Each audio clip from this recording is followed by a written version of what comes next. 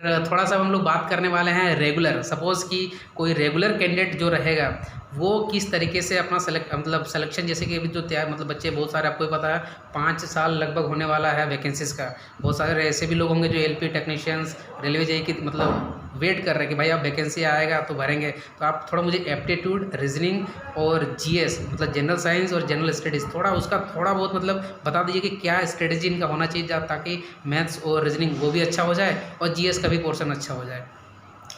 पहला बात करेंगे कि मैथ्स के बारे में। मैथ्स में क्या है कि हम लोग शुरुआत अगर कोई भी चीज़ करते हैं, जैसे हम लोग उठा लिए कोई बुक, शुरुआत करते हैं तो आर एस अग्रवाल उठाते हैं शुरुआत, आर एस अग्रवाल बनाते हैं हम लोग। उसके बाद देखते हैं क्या कि मैथ्स हमारा धीरे धीरे करके बनने लगा है।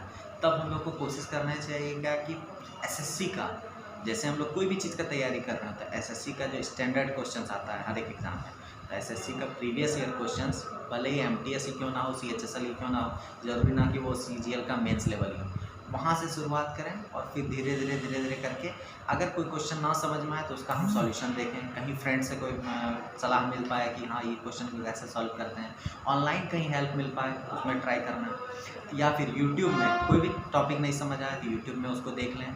उसके बाद फिर धीरे धीरे करके मैथ हमारा सुधर सकता है। मैथ्स में रेगुलर प्रैक्टिस करें, मैथ्स को ज़्यादा टाइम दें शुरू में, बाद में हमें मैथ्स में टाइम देने की ज़रूरत नहीं, क्योंकि एक बार स्पीड आ जाता है उसके बाद मैथ्स में टाइम नहीं देना होता है। शुरू में मैथ्स में टाइम देना है। उसके बाद आता है रीजनिंग का। रीजनिंग अगर मान लीजिए आपने नहीं पढ़ा है, कभी नहीं, शुरू कर रहे हैं तो जो भी रीजनिंग के टॉपिक्स हैं उनको आप पहले एक बार पढ़ लीजिए। उसके बाद फिर क्या करना है कि उसका क्वेश्चंस जो है, क्वेश्चंस ढूंढ के प्रीवियस ईयर बुक्स में जो रहते हैं उनको करना है। उसके बाद फिर रेगुलर बेसिस पे जब आप मैथ्स आप कंप्लीट कर लिए और रीजनिंग आप कंप्लीट कर लिए, उसके बाद फिर क्या करना है, जीके वाले पोर्शन या साइंस वाले पोर्शन में जाएं, लेकिन मैथ्स और रीजनिंग वाले पोर्शन को डेली बेसिस पे कम से कम 15 या 20 क्वेश्चंस कम से कम वो टेस्ट बुक में और टेस्ट सीरीज में भी प्रैक्टिस कर सकते हैं ना, टेस्ट सीरीज से कर सकते हैं। या आप सबसे आसान हम लोगों को रहता है क्या कि प्लेटफॉर्म वाला बुक आता है जो किसी भी सब्जेक्ट में एसएससी के लिए आता है या रेलवे के लिए आता है, वो वाला बुक आप ले लें, उससे आप आराम से प्रैक्टिस कर सकते हैं। और फिर इसके अलावा फिर जाते हैं साइंस वाले पोर्शन। साइंस वाले पोर्शन में जैसे हमारे पास अवेलेबल है अभी लूसेंट वाला बुक। लूसेंट वाला बुक एक तो अवेलेबल है जो जीके के लिए है और एक है टोटल कंप्लीट इसमें से साइंस है। अगर आपको कंप्लीट साइंस वाला ज़्यादा मुश्किल लग रहा है तो शुरू करें कि आप जीके वाले बुक से ही साइंस पढ़ लें थोड़ा सा। उसके बाद फिर उसको साइंस पढ़ने के बाद फिर देखें कि नहीं, जो टॉपिक हमको ज़्यादा आसान लग रहा है उसका टॉपिक आप फिर कर लें इसके लूसेंट वाले साइंस वाले बुक से। और ये करने के बाद फिर आप एक लूसेंट का ही या फिर कोई भी ऑब्जेक्टिव जो सब्जेक्ट वाइज ही रहता है उसका ऑब्जेक्टिव क्वेश्चंस भी साथ में करें। जैसे कोई भी टॉपिक का किया हमने, उसके बाद फिर उसका ऑब्जेक्टिव दिया। ऑब्जेक्टिव करने के बाद पता चलेगा ये कि हमने कुछ पढ़ा वो हमें याद है या नहीं है, और अगर याद नहीं है तो उस समय याद हो जाएगा। तो ये एक चीज़ हुआ साइंस के लिए। जीके में भी यही आता है हमारा। जीके के लिए जैसे सबसे आसान, हमें जीके पूरा कंप्लीट नहीं पढ़ना है। जीके के लिए पॉलिटी पढ़ लीजिए आप। हिस्ट्री में अगर आपको मेडिवल हिस्ट्री या मॉडर्न हिस्ट्री या उसके पुराना हिस्ट्री जो है उसमें जो आसान लग रहा है डिटेल में नहीं पढ़ना, डिटेल में नहीं पढ़ना है, फैक्ट पढ़िए, बहुत ज़्यादा नहीं। जैसे हिस्ट्री का एक पार्ट भी अगर आपने पढ़ लिया है तो भी कोई प्रॉब्लम नहीं है, एक पार्ट पढ़ने पे भी आपका हो सकता है आराम से। लेकिन वो एक पार्ट से अगर कोई क्वेश्चन आ रहा है तो वो हमें करना है। जैसे पॉलिटी ही पढ़ा हुआ है सिर्फ, बहुत इंपॉर्टेंट पॉलिटी से कोई भी क्वेश्चन नहीं छूटना चाहिए हमारा। टोटल चीज़ यहाँ तक कि जितने हमारे आर्टिकल्स हैं टोटल आर्टिकल्स तक पता होना चाहिए, हर एक चीज़ एकदम पता होना चाहिए, पॉलिटी से एक क्वेश्चन ना छूटे। फिर एक आता है हमारे पास जैसे इकोनॉमिक्स। इकोनॉमिक्स क्या होता है कि इकोनॉमिक्स बहुत लोगों के लिए नया सब्जेक्ट होता है, क्योंकि हम लोग इकोनॉमिक्स कभी पढ़े नहीं होते हैं। तो इकोनॉमिक्स में देखना क्या है कि प्रीवियस ईयर क्वेश्चंस जो आ रहे हैं या जो आए हुए हैं उनको खाली बस कर जाइए। उनके करने से क्या होगा कि आपको एक कॉन्फिडेंस आ जाएगा कि नहीं, चलो कुछ नहीं आने से अच्छा है कि कुछ आता है। और फिर आता है हम लोगों के पास ज्योग्राफी वाला पोर्शन। ज्योग्राफी वाला पोर्शन में क्या होता है कि बहुत सारा टॉपिक जो है हम लोग का फिजिक्स से रिलेटेड है। जैसे हमारा हो गया यूनिवर्स से रिलेटेड बहुत सारा टॉपिक है। फिर उसमें क्या आता है, ज्योग्राफी में हम लोग 1 बाय 1 करके हर एक चीज़ पढ़ें। जैसे रिवर से रिलेटेड जितना चीज़ है वो पढ़ लें, माउंटेन्स जितने हो गए हैं वो पढ़ लें, फिर जो है हमारे नेशनल पार्क से रिलेटेड वो पढ़ लें, हमारे जो वेटलैंड्स होते हैं वो भी उसके अंतर्गत आते हैं, वो तो पढ़ना है। तो वो हमारा पार्ट रेगुलर क्या होता है, वेटलैंड्स जो अपडेट होते रहता है, इसलिए वो हम लोग करेंट अफेयर्स वाले पार्ट में पढ़ सकते हैं। अब आते हैं इसमें क्या कि फिर हमारा आता है अलग अलग एरिया में, जो इंडिया में हमारे कहाँ कौन से सॉइल पाए जाते हैं, कहाँ कौन सा मिनरल्स है, ये सब चीज़ टोटल ध्यान देना है इस पर। फिर धीरे धीरे करके हमारा जो बहुत ज़्यादा टॉपिक नहीं है ज्योग्राफी में अधिक से अधिक 10 टॉपिक अगर हम लोग पढ़ लें, लेकिन 10 टॉपिक का थ्रू नॉलेज एकदम पूरा, कोई भी क्वेश्चन रहे वहाँ से हम लोग का छूटे नहीं, वैसा अगर कर लें, पूरा कंप्लीट बुक पढ़ने का ज़रूरत नहीं है, इतना भी पढ़ लें तो भी हमारा ज्योग्राफी हो सकता है। अच्छा, और एक चीज़, वो करंट अफेयर्स को कैसे मेंटेन करना है?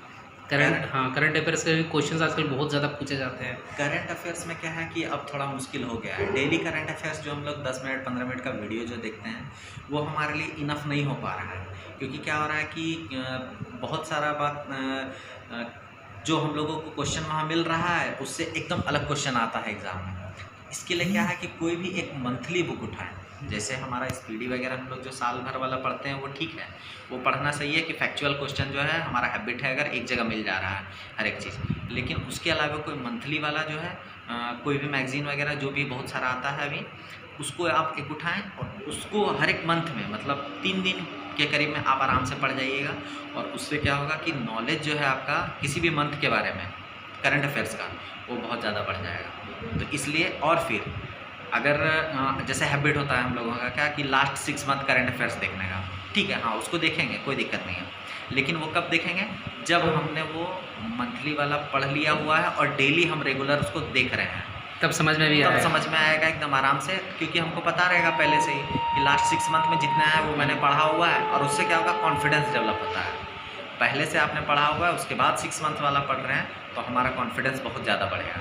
कॉन्फिडेंस बढ़ेगा तो ऑटोमेटिक एग्ज़ाम में अच्छा होगा। तो इसलिए ज़्यादा दिक्कत वाली बात नहीं है, आसानी से हो सकता है ये भी। मतलब मैथमेटिक्स, रीजनिंग, जनरल स्टडीज़ और आपको यहाँ पे जनरल साइंस का तो आइडिया मिल गया होगा। और एक चीज़ आपसे मैं ये पूछना चाहूँगा कि टेस्ट सीरीज़ कितना इंपॉर्टेंट था आपके प्रिपरेशन में, और किस तरीके से यूज़ किया जा सकता है टेस्ट सीरीज़ को एज ए सिलेक्शन के मतलब माध्यम में, वो थोड़ा हमको बताइए, उसका इंपॉर्टेंस थोड़ा, और आप कैसे यूज़ करते हैं उसको? टेस्ट सीरीज़ जो है कि जैसे शुरू से अगर हम लोग बात करें, तो जब तक हम लोग को ज़रा भी नॉलेज ना हो कोई भी सब्जेक्ट के बारे में, तो उसका टेस्ट देने से हम लोगों को ज़्यादा बेनिफिट नहीं मिल पाता है। वजह क्या है कि हम लोग को डर जाते हैं जल्दी। डरने का वजह है कि क्वेश्चन कोई हम लोग नहीं आ रहा है, कोई भी टॉपिक, और अचानक से उसका क्वेश्चन देखेंगे तो फिर क्या हुआ कि बिना प्रैक्टिस किए अगर हम क्वेश्चन बनाना शुरू कर दिए, मतलब पता ही नहीं है कुछ भी, तो लगेगा कि नहीं, हमसे नहीं हो पाएगा, बहुत मुश्किल है। तो इसीलिए कोई भी सब्जेक्ट का अगर आपको टेस्ट देना है, तो उससे पहले क्या है कि उस वाले सब्जेक्ट में जितने टॉपिक हैं सबको अच्छे से हमारे पास नॉलेज आ जाए, उसके बाद हम देना शुरू करें। और पहले आसान क्वेश्चंस जिसमें आते हैं उसके लिए पहले टेस्ट सीरीज वैसा दें जिसमें आसान क्वेश्चंस रहते हैं, कॉन्फिडेंस बिल्डअप होगा। और क्योंकि क्या होता है कि एग्जाम टाइम हम लोगों से आसान क्वेश्चन भी नहीं सॉल्व हो पाता है। सही बात है। आसान क्वेश्चन नहीं सॉल्व होने का वजह क्या है कि हमने बहुत ज़्यादा प्रैक्टिस तो किया हुआ है, लेकिन वहाँ पे क्या हुआ कि अचानक से कोई क्वेश्चन नहीं समझ में आया। तो इसलिए आसान क्वेश्चन से अगर करते हैं तो फिर धीरे धीरे करके हमारा कॉन्फिडेंस डेवलप होगा। और टेस्ट सीरीज कभी भी एग्ज़ाम से जस्ट पहले, बहुत लोग क्या होता है कि एग्ज़ाम है 10 दिन बाद एग्ज़ाम है, 10 दिन पहले से टेस्ट सीरीज देना शुरू किए और एग्ज़ाम टाइम तक टेस्ट सीरीज देंगे। हाँ ठीक है, दीजिए, लेकिन इसकी वजह से क्या होता है कि कभी कभार हम लोग कॉन्फिडेंस कम हो जाता है, क्योंकि हम लोगों को लगता है क्या कि जितने हम लोगों को मान लीजिए कि जितना परसेंट मार्क्स चाहिए हम लोग को 100 में मान लीजिए 70% चाहिए, तो वो नहीं आ पा रहा है, 60 आ जा रहा है, 65 आ रहा है, तो उससे क्या होता है हम लोग का कॉन्फिडेंस डाउन हो जाता है। तो इस वैसे भी अभी जो सिनेरियो हम लोग का चल रहा है, तो जनरल कैटेगरी में अभी कम से कम 75% मार्क्स अगर आप ला रहे हैं कोई भी एग्ज़ाम में, जितना भी मार्क्स का एग्ज़ाम है उसका 75% ला रहे हैं, तब आपका चांसेस रहता है कि आप सेलेक्ट हो पाएँ। 70% में पहले हो जाता था, अब 75% धीरे धीरे करके ये 80 की तरफ जा रहा है। इसीलिए शुरू से ही कोशिश करें कि नहीं, पहले हम टॉपिक क्लियर कर लें, उसके बाद फिर उसका टेस्ट लगाएं। और एग्ज़ाम से पहले कभी भी टेस्ट सीरीज़ मतलब कभी भी ना लगाएं तुरंत। जस्ट जैसे 2-4-5 दिन बचा हुआ है तो यही चेक करने के लिए कि नहीं मेरे को कितना नॉलेज है, तो वो चेक नहीं करना है। नॉलेज जो है वो तो है ही, बिना टेस्ट सीरीज़ दिए भी हमारे पास नॉलेज है। तो इसलिए एग्ज़ाम से जस्ट पहले, कुछ दिन पहले जो हम लोग कोशिश करते हैं टेस्ट सीरीज़ देने का, वो ना करें, थोड़ा और पहले करें।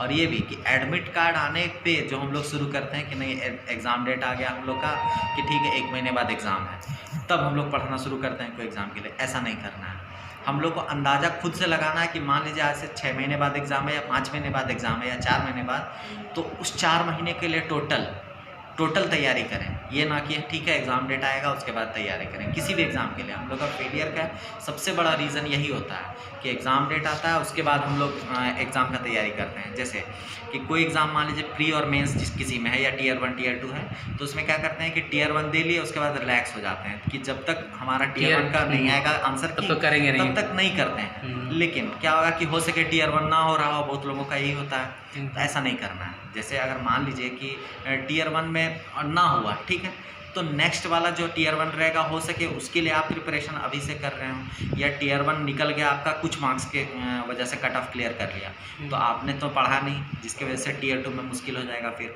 तो यानी टियर 1 क्वालिफाई करने के वजह से भी के बाद भी आप टियर 2 क्वालिफाई नहीं कर पा रहे हैं। इसका यही वजह है कि टियर 1 के बाद आपने पढ़ाई नहीं कर पाई, इसीलिए। अच्छा चलिए, आपको हाँ रेगुलर आपको कंटिन्यूटी मेंटेन रखना है, रेगुलरिटी छूटना नहीं चाहिए। बोलते ना कंटिन्यूटी आपका एक सक्सेस का मंत्र हो सकता है। भले आप किसी भी आपका कोई भी बेस रहे, कोई बोलते हैं माँ के पेट से सीख के नहीं आया, भाई डेली बाय डे आपको कुछ ना कुछ इंप्रूवमेंट अपने आप में करते रहना है, ठीक है। और एक चीज़ लास्ट क्वेश्चन, जो सारे जितने भी सारे लड़के भी प्रिपरेशन कर रहे हैं सबका मन में रहता कि भाई चलो ठीक है आपने बता दिया तैयारी करना ये वो, बट वैकेंसीज़ के बारे में बताइए कि कब आ सकती है, क्योंकि आप भी डिपार्टमेंट में हो, आप भी एलपी में हो, अभी आपका एनटीपीसी में भी सिलेक्शन हो गया है, तो क्या लगता है कि नई वैकेंसीज़ कब तक आनी चाहिए, क्योंकि 5 साल हो गया है। वैकेंसीज़ का देखिए, वैकेंसीज़ रेलवेज़ में छोड़ दें अगर, उसके अलावा तो हर एक जगह वैकेंसीज़ आ रही है। तो रेलवेज़ का ना बात करके बाकी सब जगहों के बारे में अगर बात करें तो वो हम लोगों के लिए ज़्यादा बेनिफिशियल होगा, क्योंकि ऐसा नहीं है कि हम लोग किसी एक पर्टिकुलर रेलवे का तैयारी करते हैं। हम लोग तैयारी जब करते हैं तो हर एक कोई भी एग्ज़ाम होता है उसका हम लोग एग्ज़ाम देते हैं, हर एक चीज़ हम लोग पढ़ते हैं। तो इसीलिए रेलवे के बारे में ना सोच के कोई और एसएससी हो गया हमारा, या और बहुत सारे एग्ज़ाम्स होते हैं हमारे, स्टेट लेवल एग्ज़ाम होते हैं, या और कोई भी एग्ज़ाम लेते होते रहता है, तो उसके लिए क्या है कि हम लोग रेलवे पे ना निर्भर रह के किसी दूसरा एग्ज़ाम हो रहा है, एसएससी का हो रहा है, उस पर भी ध्यान दें। और रेलवे का वैकेंसी तो आना है, अभी नहीं आ रहा है, 6 महीने बाद आए या साल भर बाद आए, या हो सके ये गवर्नमेंट चेंज हो जाए उसके बाद न्यू गवर्नमेंट आए, या फिर यही गवर्नमेंट वापस आए तब भी वैकेंसी आए। अभी वैकेंसी का कुछ फिक्स नहीं है। मतलब ये नहीं कि आप वैकेंसीज नोटिफिकेशन आएगा और आप तैयारी कीजिएगा और आपका सिलेक्शन हो जाएगा, ऐसा भी नहीं है। मतलब सबको पता है कि भाई 5 साल हो गया, इतना टाइम रेलवे नहीं लगाती है, तो हो सकता है नेक्स्ट ईयर आपका इलेक्शन है, तो उस मुद्दा को रखते हुए आपका 2023 दिसंबर का मतलब दिसंबर तक आपका आने की पॉसिबिलिटी है। 2018 में ऐसा देखा भी गया था। तो वैकेंसीज़ का ज़्यादा माथा में मतलब उसमें टेंशन मतलब तैयारी रखो भाई, ऐसा थोड़ी कि रेलवे की वैकेंसीज नहीं आएगी तो तुम मेहनत ही नहीं करोगे, ऐसा भी तो नहीं है ना। जब वैकेंसीज आएगी तो आपको पता चल ही जाएगा, बट आपको कंटिन्यूस फोकस में रहना है। और कुछ बोलना चाहिएगा जब लास्ट एक सा मैसेज? लास्ट मैसेज यही है कि बस हार नहीं मानना है। हाँ, और ये मेरा एक बात यही याद रखना है कि अगर जब आपको लगने लगे कि हमसे नहीं होगा, तो जब लगने लगे हमसे नहीं होगा बस उसके 5 महीने बाद तक आप तैयारी करें, और बस ये सोच लेना है कि इसके बाद हमको पढ़ाई नहीं है, यही मेरा लास्ट है और इसमें हमको निकालना है, चाहे कुछ हो जाए, कुछ भी हो जाए। उसके बाद कोई भी जॉब जिसके लिए भी टारगेट बना रहे हो वो निकालना है। उसका जो रिजल्ट आएगा वो देखा जाएगा। जो रिजल्ट आएगा हमको पता है कि मेरा नहीं होगा, लेकिन क्यों नहीं होगा हम 5 महीने में निकाल के दिखाएंगे जो हमने 5 साल में नहीं किया। तो चलिए, बहुत अच्छा लगा आप लोगों को, खास करके जो एलबी में है और आगे के प्रिपरेशन कर रहे हो उनके लिए भी इन्होंने सजेशन दिया। और जो फ्रेशर बच्चे अभी तैयारी कर रहे हो आप, तो आपको इन्होंने सारा चीज़, आपको मैथ्स, रीजनिंग, जीएस के दोनों पोर्शन, जो आपके general science and general studies, उसका भी स्ट्रेटेजी बताया।